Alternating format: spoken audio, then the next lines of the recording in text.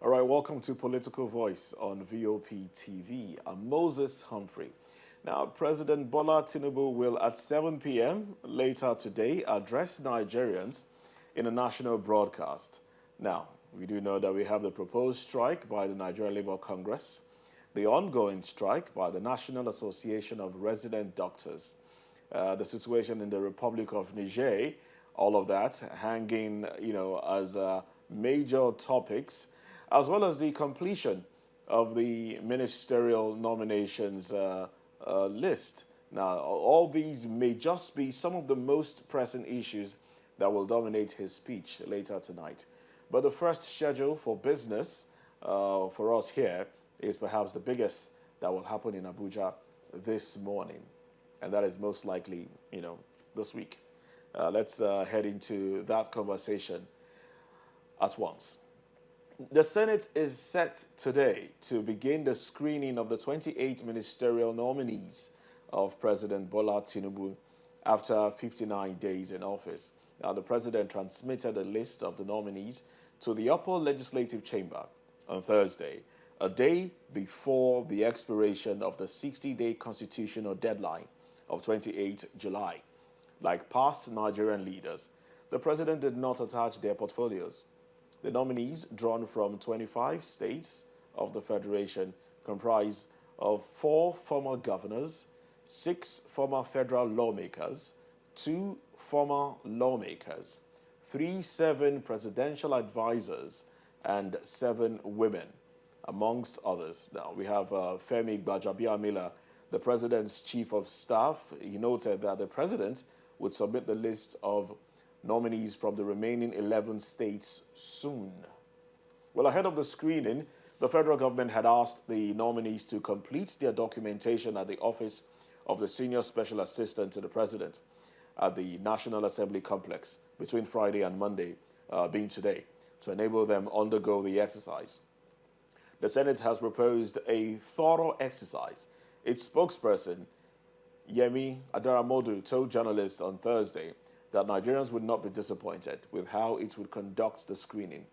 It is speculated that the screening for which the Senate shifted its annual recess may take a minimum of 3 days. That promises to be intensive. The 109-member Senate is expected to grill the nominees on the value they will add to governance if confirmed. As the tradition of the upper chamber is. Now, the 3 senators from each of the states where nominees hail from may set the tone for the screening by either speaking in support or against each nominee before questions are put to them by senators. However, some, notably former and serving lawmakers, may just be asked to, take a bow and go. That's their thought on the street. Although it is a privilege the lawmakers enjoy, some Nigerians and Democrats have in the past criticized the method, saying it does not show seriousness on the part of the lawmakers in ensuring thorough scrutiny of nominees. Yet, some of the nominees may not get accelerated clearance, like the former lawmakers, especially if there are petitions written against them or if there is a need to extract more information from them on the suspicion, that they will be posted to certain ministries at the end of the exercise. At the end of the exercise, the Senate will reject or confirm the nominees at the committee of the whole, after which the Senate president will announce the decision of the lawmakers. All right, so we just had to get all of that in so you know exactly what we're talking about this morning on Political Voice. Well, I have with me in the studio CP Chooks, Onwanwu, retired. Good to have you with us. Thank you. Good morning to you and good morning to the listeners. Now, we have the screening. That's it's a major thing for Nigerians now. Nigerians are wondering, are we going to have the usual take a bow and go, or will they be scrutinized? And Nigerians would like to follow the process through and through to know the kind of questions that would be asked. And how they respond to these questions. What's your take on this? Well, it has been a ritual.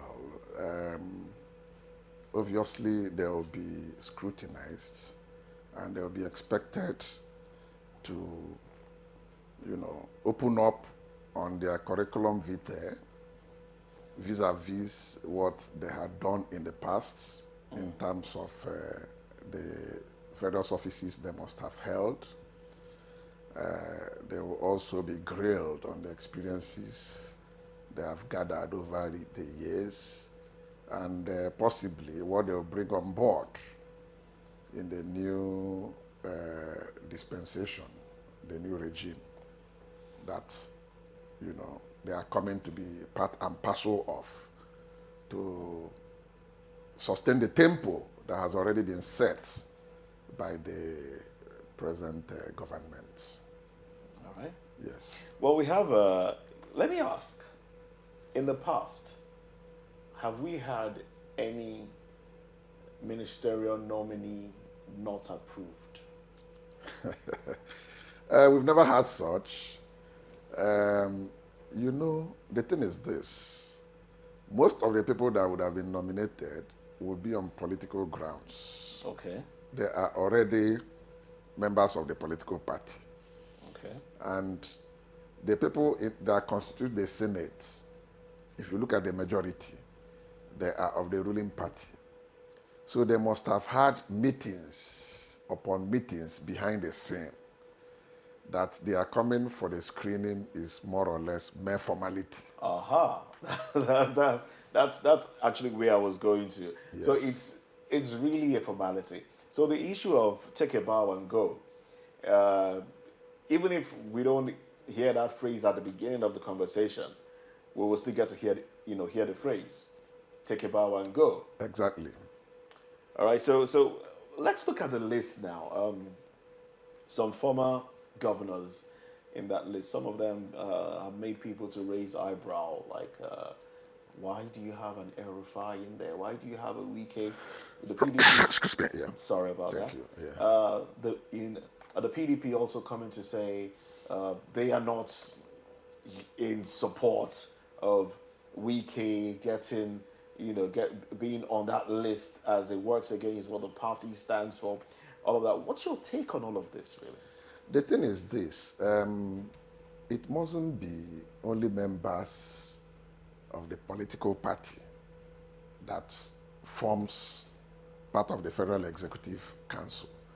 Once it is an inclusive government, a consensus government, they do across-board, nominations or selection of those that will form part of the executive cabinet. And in doing that too, they look at a lot of considerations. Maybe first and foremost, somebody like Wike, for instance, that you have just cited as an example, was the Minister of State for Education between 2011 to 2015 during the time of Goodluck Jonathan. So this is not the first time he's going to be part and parcel of the new Executive Council. The only difference right now as we speak is that he's of the opposition party. But probably the government would have considered the contributions the man had made when he was a minister. That is one. And then secondly, that while being governor of Rivers State, if you go and check his development index, you would have seen that he did very, very well in terms of performance in areas of infrastructure. If you go to Port Harcourt, the Port Harcourt, past eight years ago is different from the Port Harcourt you see today. There are a lot of flyover bridges, done not by any substandard contractor, but by Julius Berger. There is no more traffic in Port Harcourt Metro. And not just the major roads, he opened up a lot of, he did a lot. So I'm sure those would have been things that attracted the attention of the So you present think government. it's not about compensation for ensuring that the president won? I don't think so. Though it could be part of it. Part of it. It could be, but I don't think so. I'm talking of record. He has a track record of infrastructure development. Because from time to time, I go to Port Harcourt. I have reason to be in port, and I've been seeing.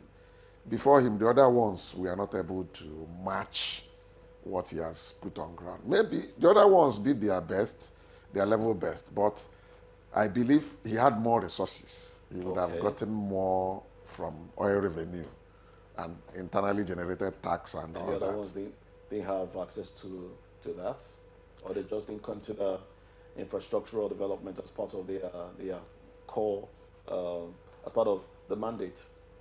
I should believe so, because even as he was leaving, he was still, apart from commissioning, launching new projects.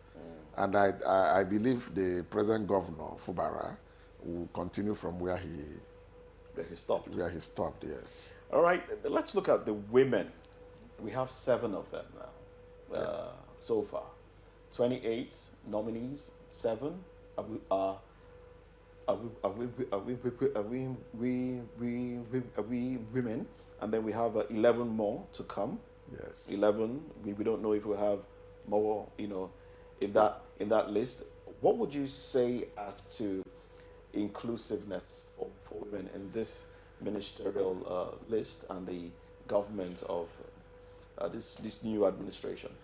I think the new administration is being sensitive to affirmative action, which requires women to constitute about between 30 and 35% of whatever cabinet you are expected to set up. So whatever is short of that will seem to be discriminatory or not carrying the women along. So what I strongly look at is that you look at the quality of the persons on board. Look at their capacity. Are they coming to deliver, or they are just coming to be flamboyant and to gesticulate and move around that, yes, it is our time as women to occupy positions, which I don't think, because if you look at the background of all the women, yes, you will see that they are loaded in terms of their CV. And some of them are young too. Yeah, in terms of age is on their side. And I strongly believe too that they will not disappoint the country. All right, now let's come back to what the Senate is saying. Senate is saying that they will look at experience, they will look at character, they will look at personality, and also the background as they screen. Now, these are the things that they said they will consider. But we know, except history will change, no one has been rejected so far.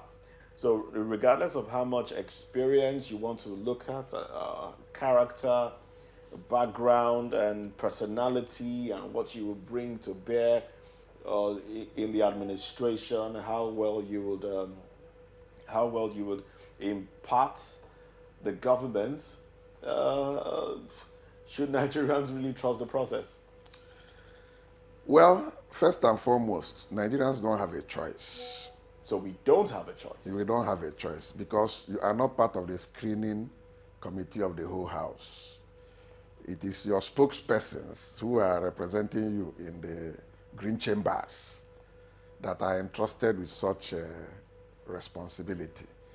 And secondly, because they have just 3 days to do the screening, obviously they will be in a hurry to get it done. Well, you think 3 days is too short? Well, if you want to do thorough screening, 3 days cannot be enough for you to screen that large number of... We have roughly 12 hours or 8 hours of work time. Of course. I mean, it is the committee of the whole house, 109 of them. If you give space for every person to participate in asking one question or the other, you see that the 3 days will not be enough, especially for people that hold such sensitive positions. But the angle I know the senators will follow is that already the Director of State Services, Department of State Services, the DSS, Yes. have already done a bit of the work for them by screening those persons. So that's the background checks. that have Yes, been done. they've profiled all of them. So they have done possibly 50% of the work for them.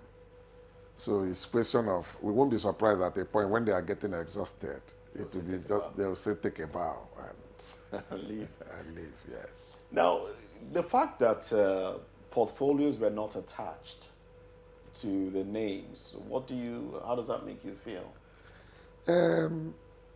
You see, one position is as good as the other.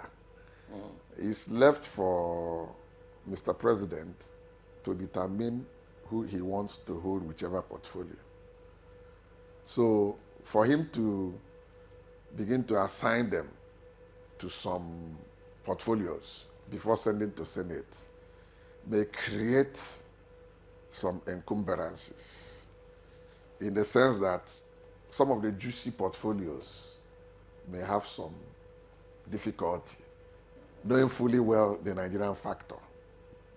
Okay. Obviously, some of the senators will want behind-the-scene discussion with those people that will be assigned to those plum offices. And if at the end of the day they fail to yield, They will not approve them. they may end up not approving them, or delaying, or even looking for one excuse or the other to say that these ones have question mark. That's why I added that factor, the Nigerian factor, that angle. So those are the things that could play out. And that was what the former president, Muhammadu Buhari, did in his own time. I think that's on that basis that the present president is taking...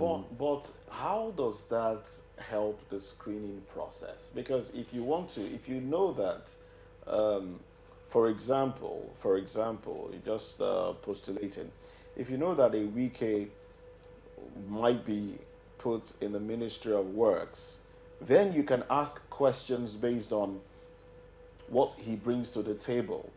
If approved as a Minister of Works and Housing, what will he do?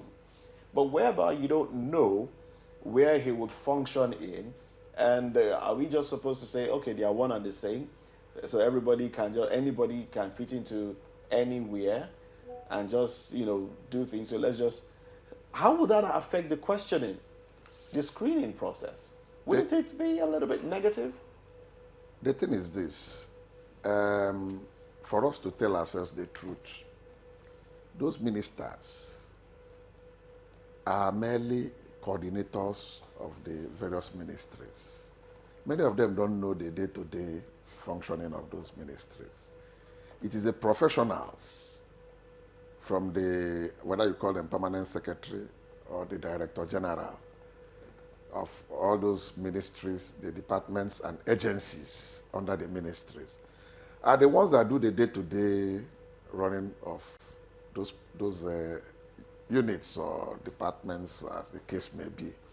Their own is only to come and brief the minister of the nitty-gritty of what happens in various units under his watch.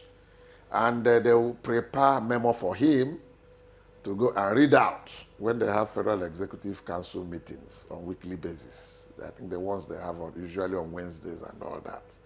His only to go there, he or she is to go there and say that my ministry have done this, have done that. Then occasionally, he will tour the ministry, maybe from state to state or from region to region, where the activities of the ministry is ongoing.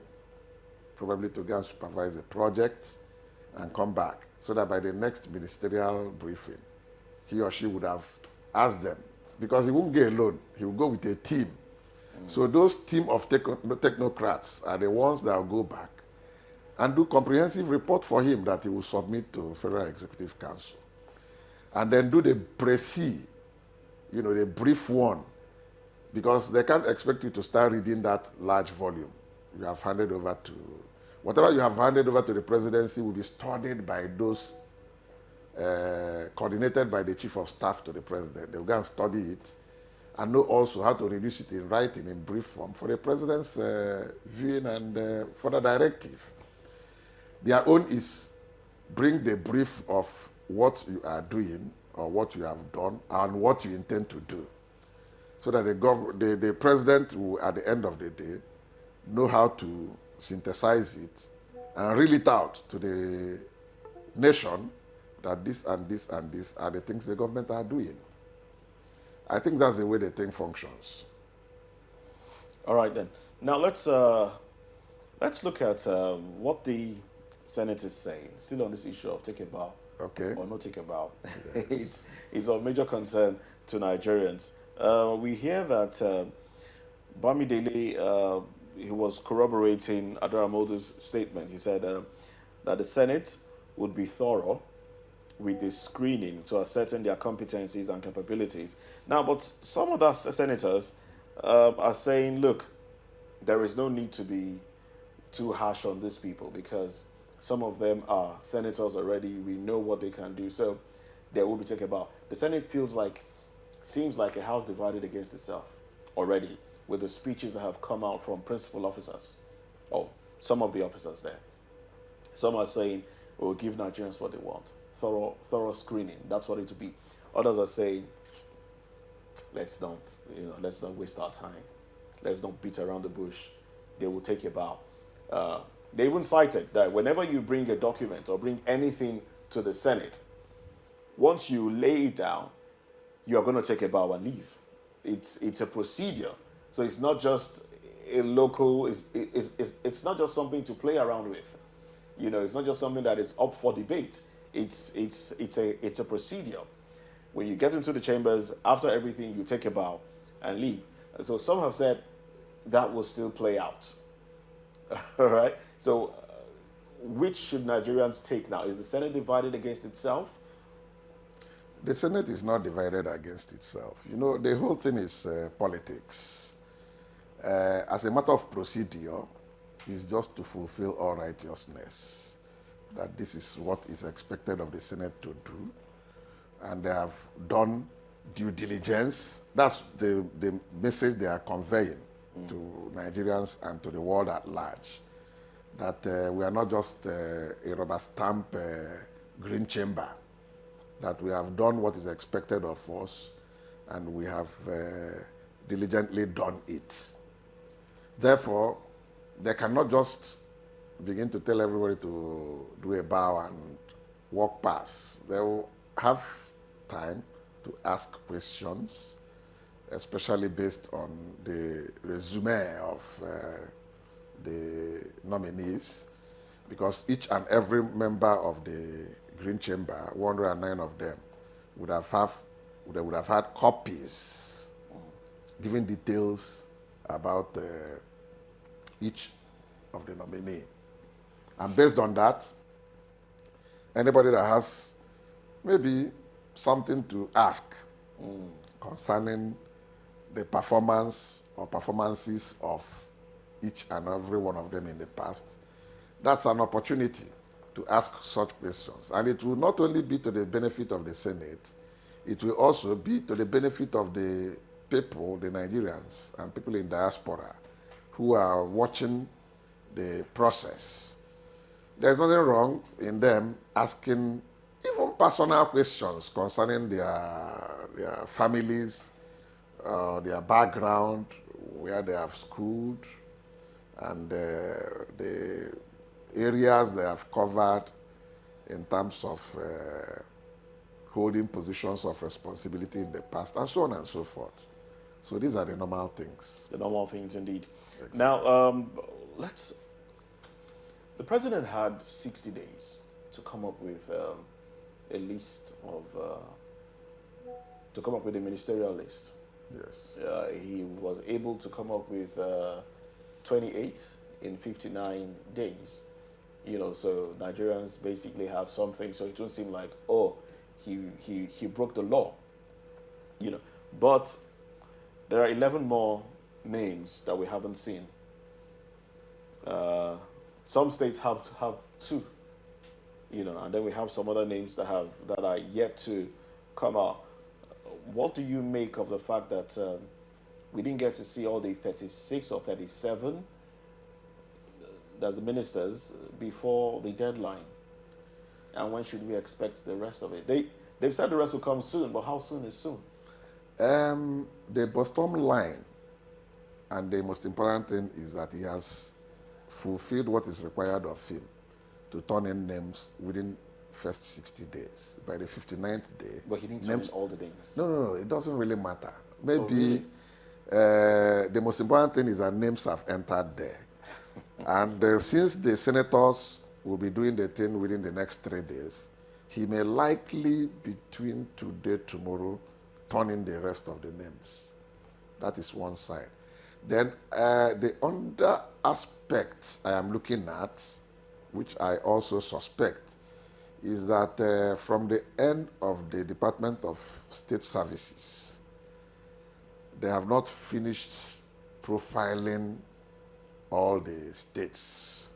It is the ones they did that they have sent in, at least for him to beat the deadline. Those other names possibly may have been with the Department of State Services. Probably they are still working on them, because it's not really easy. Those are the ones that do the main job behind the scene. They want to get all the necessary facts so that they don't mislead the president in the names he has turned into them. For the ones who obviously may have question mark, behind the scene too, they will return it to him and say, look, Your Excellency, these ones, we saw so and so, we saw so and so, we saw so and so, and that is the reason we believe these people should not make this list. And he would obviously take to their advice. He will quietly drop those ones and substitute them. Because as we speak, if he's going to nominate like 37 or 38 of them, as the case may be, or call it 39 or 40, there will be... That's a little extreme. Yes, there will be nothing less than 100 plus names. So there seems to be backup. So that once they say this one has this question mark, maybe issue of official corruption in the past somewhere that is so glaring, or that the person is still facing charges before ICPC or before EFCC, very glaring charges, he may use that opportunity to drop that one and substitute it with another name. So those are the jokers behind the scene. You and I will not know. Yes. But let's look at the Taraba State Ministerial Nominee, Senator Sani Abubakar Danladi. There was this allegation that broke out that said that a court in 2019 ruled against him for certificate forgery, and a ban on him contesting electoral positions was placed. For a 10-year ban was placed. He has since come out to say, no, that's not true. There was no such court ruling against me to contest elections or over certificate forgery and all of that. But, in this climb, we say there is no smoke without fire. In as much as some of those things can be attributed to mischief makers. But should we be worried? Is there a reason to be worried that this person probably might have had some ruling against him, or might have, done something unruly in the court of law to have warranted the springing up of such an allegation, be it true or false? There is nothing bad so far. Even if he's screened and approved, and he commences his tour of duty as a minister of the Federal Republic, and midway, whether it is 30 days or 90 days and all that, all those allegations get to be proved beyond reasonable doubt. How will they be proved when the person is already in office? No, it doesn't matter. He's not holding a political appointment. He's not holding a, how do I put it? An elected office. He's only an appointed person. So it's at the discretion of the president that once such glaring evidence and report is before him, he will just drop him and take in a replacement and forward to the Senate and get somebody to take over the. So you think that's nothing to be worried about? It's nothing to be worried about. And I'm sure up till this moment, there has not been any proof whatsoever that the allegation is correct. It's mere allegation until the contrary is proven. So you cannot just hold on basis of allegation, begin to deny the man what ought to come to him. Because what ought to come to him? Yes. Or service to Nigerians. You see this as what comes to them as a result of what they have done, or compensation for something, or service to mankind? All put together. Really? All put together. Yes. All right then. So let's beam our searchlight again on the ministers. Which of them? Which would you say? Let's appoint portfolios to them now. We are at liberty to do so. The freedom of speech gives us the liberty to appoint portfolios to some of those that have been nominated. So, if you were to appoint portfolios to an El-Rufai, which would it be? I'm putting you on the spot. Well, take into consideration what he did in the FCT when he was the minister of the FCT. Number one, I am not in a position to advise the government on that because I'm not a member of any political party. Secondly, yeah, that's why your view will be. Secondly, I am not a politician. You're a concerned. I am a concerned Nigerian. And I will not in any way advise the government to assign him to this portfolio. It's left for them. The president, at his discretion, should know the portfolio to assign to each of them. Then let's see how they are going to perform. Somebody like El-Rufai, I won't advise government to give him this or give him that. They should know what. But where do you think he would function? From what you know of him, where do you think he would function optimally? Honestly speaking, there is no specific place I would say they should take him. So anywhere they put him, he'll function? Yes. Let them take him anywhere. Let Nigerians see him. That is your belief? Yes. Amazing. Amazing belief. All right. It's left for the party. It's left for the party. All right. It's left for the Senate or the party? No, the the party, because Senate has already, their own is only to screen and send back. The party behind the scene will advise the president or suggest to him the portfolios to assign to those nominees. All right, then. So let's take a break. We'll be back shortly.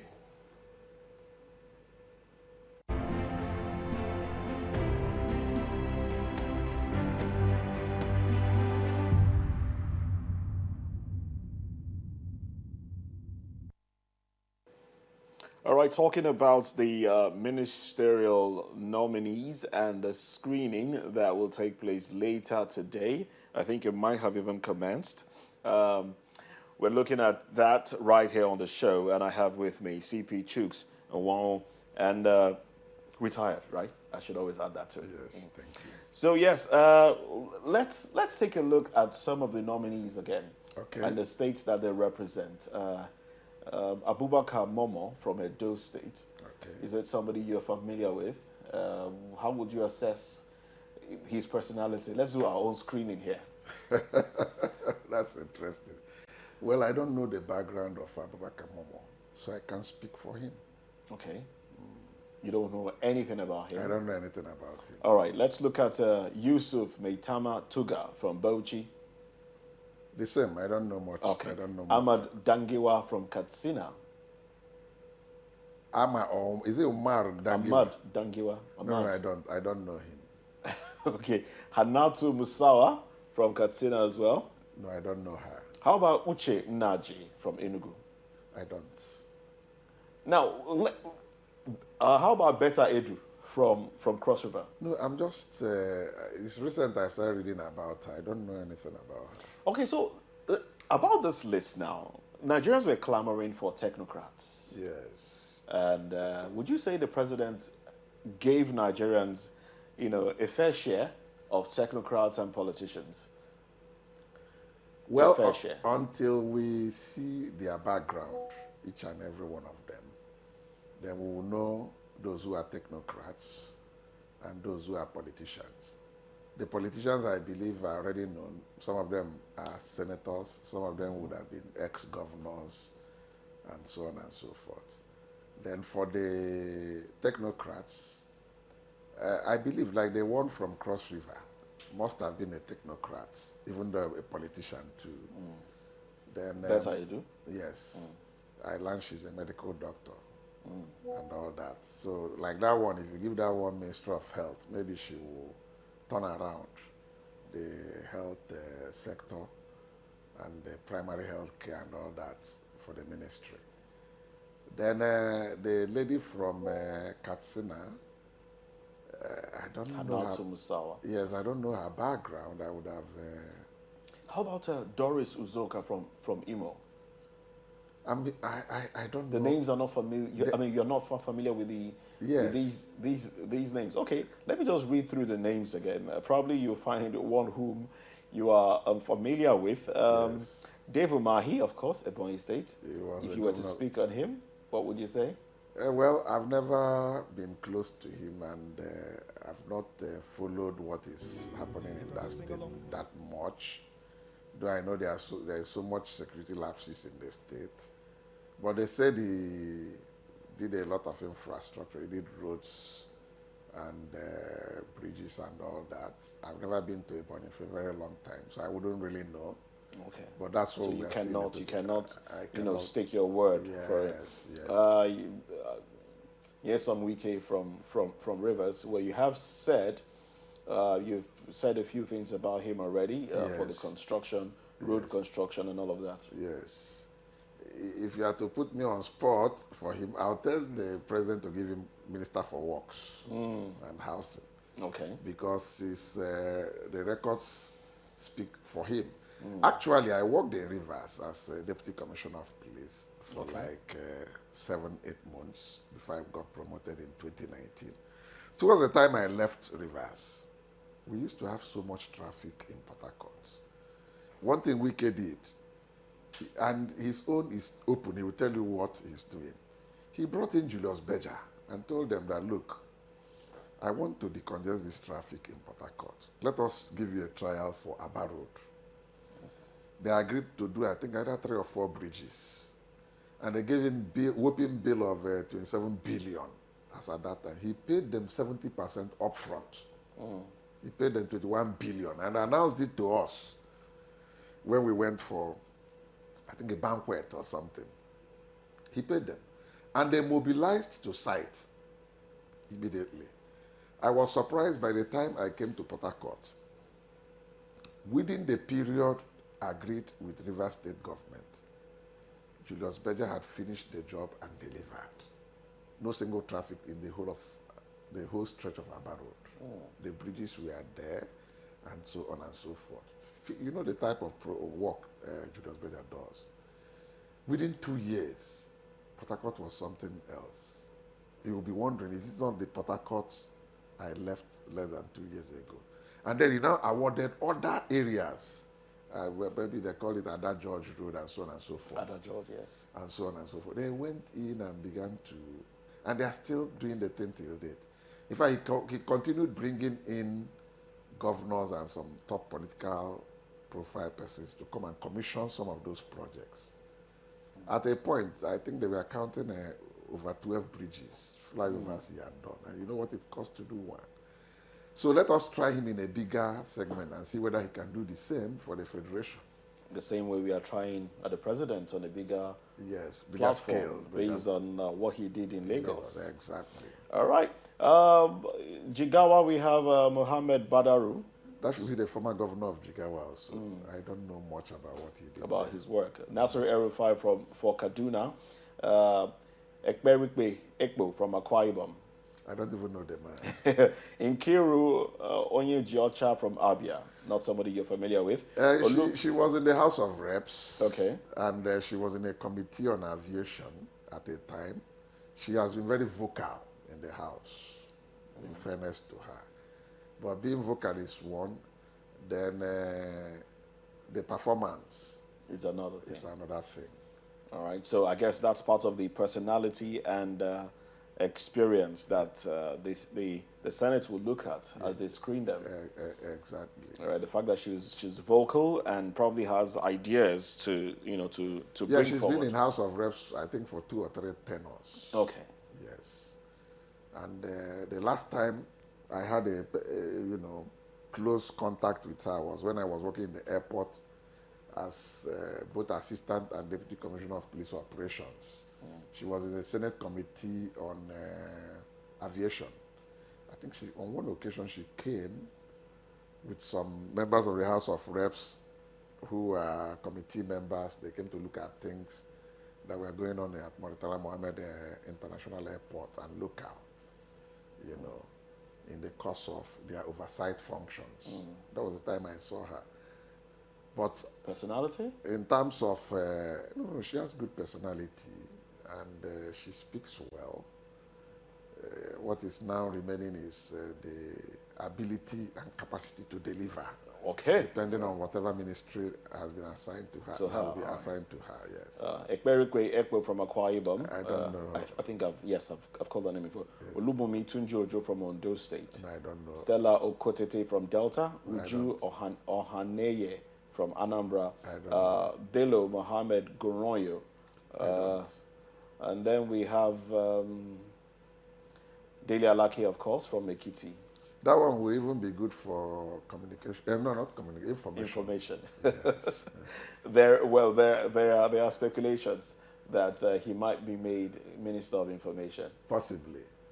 He did similar thing here in Lagos. Okay. When Ashewaju was the governor of Lagos State.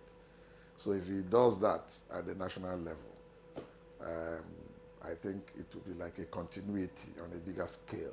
So you think it's a ministry that he will function and perform in? I believe so too. Yes. All right then. Now, Lateef Fagbemi from Kwara. I don't know him. Mohammed Idris from Niger. Olawale Edun from Ogun. I don't know much about those people. One would say that I think Edun should be probably finance or thereabout. Adebayo Adela Abu from Oyo. Okay. Ali Pate from Bauchi. We also have Iman Sulaiman Ibrahim from Nasarawa. And then we have Abubakar Kiari from Borno, Joseph Utsev from Benue, John Eno from Cross River, and then Sani Abubakar Danladi from Taraba, the one we just talked about an alleged certificate forgery, speculated certificate forgery against his name. Right, so these are the ministers, the nominees so far, and we are yet to have ministerial nominees from Adamawa, Bayelsa, Gombe, Kano, Kebbi, Kogi, Lagos, Plateau, Osun, Yobe, and Zamfara states. So we're yet to have ministers from these states. Hopefully, before the end of today, the president will transmit the names for ministers from these states to the Senate, and they probably will be screened alongside. Now, but what do you make of the fact that the law says that ministers must come from each state? Each state must be represented. Is that a good thing? Or should we doesn't that take away from the fact that there might be, certain individuals who may have the ability and the capability to work, but may not be given an opportunity because somebody from the state that they are from has been given an opportunity already? The thing is this, they are following the provisions of the Constitution to reflect federal character. Federal character. And quota system, you know. There is no state that is not blessed with people who have the capacity and qualification to fit into any of the ministerial positions. So for the fact that there are more than one, take it that there are about 10 of them. 10 of them cannot make ministers. There are other positions that can be given to others who fail to make the list. They can be appointed as ambassadors, or they can be appointed as directors general in some departments, agencies, you know, to go and function. Maybe they'll wait for another time. Maybe some other time in future, they will have the opportunity to come and become. They'll have to wait for their turn. Exactly. It's a turn by turn. All right. Thank you very much, CP Chooks Nwanwo. Thank you for coming on the program. Thank you very much. CP Chooks Nwanwo is retired, and that's the program for today. That's it on Political Voice. We encourage you to join us on YouTube. We are Voice of the People TV, and on other social media platforms, it's at VOP TV Live. I'm Moses Humphrey. Have a beautiful day.